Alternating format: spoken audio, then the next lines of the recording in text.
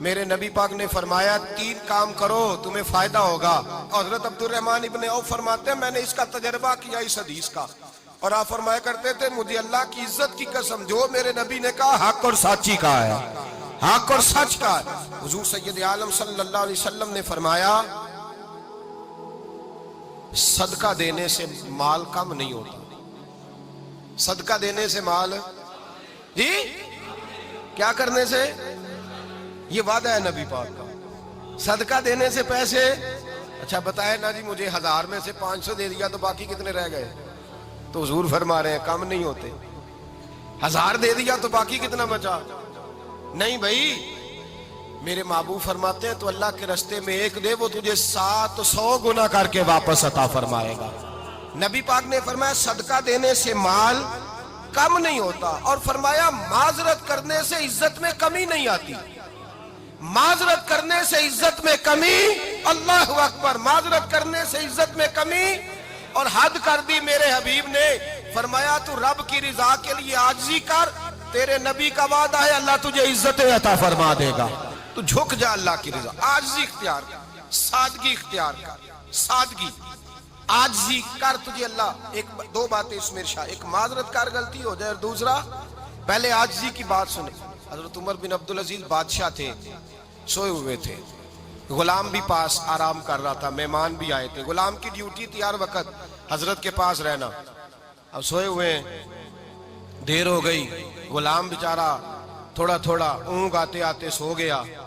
حضرت چراغ روشن تھا, کچھ لکھ رہے تھے, مہمان بیٹھا تھا, خادم سو گیا.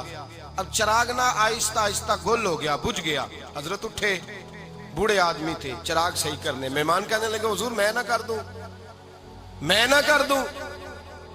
کہنے لگے نہیں تم مہمان ہو, مہمان سے خدمت نہیں لی جاتی. اس نے کہا غلام کو جگائیے. فرمانے لگے ابھی تو بیچارہ سویا ہے اور نیند سے بیدار کر دوں. خود گئے, اس میں تیل دوبارہ ڈالا, بتی ٹھیک کی, جلائی, واپس آ گئے. وہ مہمان, اب بادشاہ کا مہمان بھی تو کوئی بادشاہ ہی ہوگا نا. کہنے لگا حضور آپ اپنے کام خود کرتے ہیں, کیا لفظ ہے, کیا حسن ہے, اور 2 جملوں میں کیا تاثیر ہے. آپ فرمانے لگے ہاں میں اپنے کام خود کرتا ہوں. جب میں گیا تھا تب بھی عمر بن عبدالعزیز ہی تھا, اور جب چراغ صحیح کر کے واپس آیا ہوں تو پھر بھی عمر بن عبدالعزیز ہی ہوں. میرے اندر کوئی تبدیلی آئی, میں وہی ہوں جو گیا تھا. حضرت سیدنا فاروق اعظم رضی اللہ تعالیٰ عنہ فرماتے میں بیٹھا تھا, اور ابھی 3 دن ہوئے تھے نبی پاک صلی اللہ علیہ وسلم کے وصال ظاہری کو. میں بیٹھا ہوا تھا, 2-3 بچیاں آ گئی, اور حضرت ابو بکر صدیق رضی اللہ تعالیٰ عنہ کے سامنے آ کے بیٹھ کے رونے لگی. جناب صدیق اکبر رضی اللہ تعالیٰ عنہ کا بچیوں روتی کیوں ہو؟ تو کہنے لگے آپ خلیفہ بن گئے ہیں. جب سے ہمارے ابا کا انتقال ہوا تھا ہمارا ذریعہ معاش یہ تھا کہ ہم نے بکریاں رکھی ہوئی تھی. آپ روز آتے تھے, بکریوں کا دودھ دھوتے تھے, ہم پی بھی لیتی تھی, بیچ کے گزارا بھی کر لیتی. اب آپ تو خلیفہ بن گئے, کون آیا کرے گا؟ تو حضرت ابو بکر صدیق فرمانے لگے تمہیں پتہ ہے جو خلیفہ ہوتا ہے وہ تو خادم ہوتا ہے قوم کا, میں آیا کروں گا. حضرت ابو بکر صدیق روزانہ اٹھتے عصر کے بعد اور جاتے, خلیفہ ہونے کے باوجود ان بچیوں کی بکریوں کو پکڑتے, دودھ دھوتے, ان کے گھر میں دے کے آتے. حضرت فاروق اعظم جب بھی دیکھتے تو کہتے ابو بکر تو پیچھے آنے والوں کے لیے رستہ بڑا مشکل کر رہا ہے, بڑا مشکل کر رہا ہے. جگر راہ وفا میں نقش ایسے چھوڑ آیا ہوں, میں جس منزل سے گزرا ہوں وہ اب تک یاد کرتی ہے.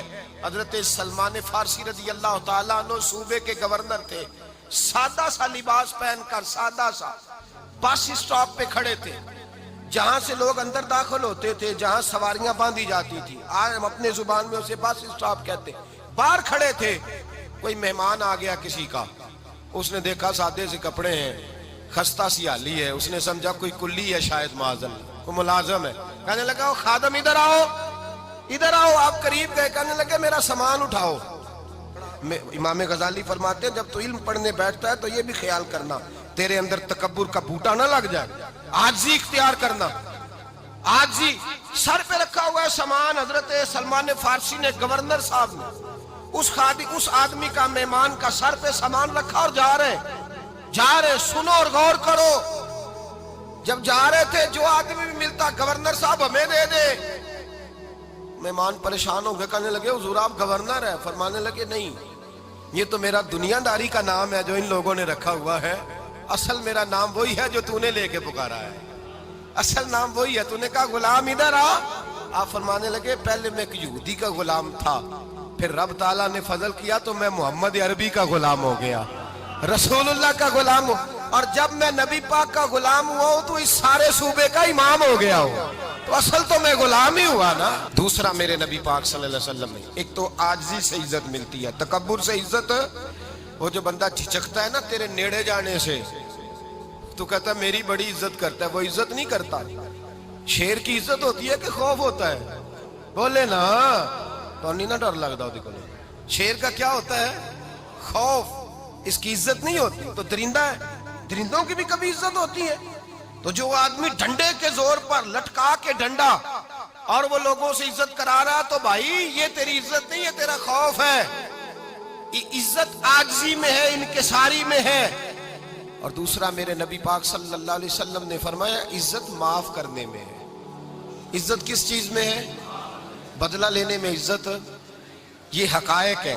عزت بدلہ لینے، جس نے ایک تھپڑ کے جواب میں 2 مارے وہ باعزت نہیں، بلکہ مسند امام احمد بن حنبل پڑھی، حضرت موسیٰ علیہ السلام کوہ طور پہ کھڑے، میرے رسول پاک علیہ السلام فرماتے ہیں جناب موسیٰ علیہ السلام نے اللہ کی بارگاہ میں عرض کیا، اے اللہ ساری دنیا کہتی ہے ہم عزت والے ہیں، ہم عزت والے ہیں، من اعز عبادک یا اللہ، اے اللہ تو بتا تیرے بندوں میں عزت والا کون ہے؟ تو حضرت موسیٰ کہتے ہیں رب کریم نے فرمایا اذا قادر غفارا، جس کے پاس بدلہ لینے کی طاقت ہو پھر بھی معاف کر دے وہ بڑی عزت والا ہوا کرتا ہے۔ جو اینٹ کے جواب میں پتھر مار سکتا ہو، جو گولی کے جواب کے اندر 15 گولیاں مار سکتا ہو، لیکن معاف کر دے وہ بڑی عزت والا ہے۔ عزت والا ہے جو معاف کرے۔ حضرت فخر جہاں دہلوی بہت بڑے درویش تھے، سلسلہ عالیہ چشتیہ کا بہت بڑا نام، اور اس صوفی کے آپ حالات پڑھیں تو رب کریم نے بڑا ہی نوازا ہوا تھا۔ دلی کی جامع مسجد کے خطیب، اور ان کی کرامت یہ تھی کہ جو آدمی آ کے سامنے کھڑا ہوتا تھا نا اسے بتانا نہیں پڑتا تھا کہ میرے دل میں کیا ہے، بتانا نہیں پڑتا تھا۔ سامنے آ کے کھڑا ہوتا تھا تو حضرت ہاتھ اٹھاتے تھے، کہتے تھے اللہ یہ بے اولاد ہے، اسے اولاد عطا کر دے۔ دوسرا آ کے کھڑا ہوا، خوشی نہیں ہو رہی آپ کو؟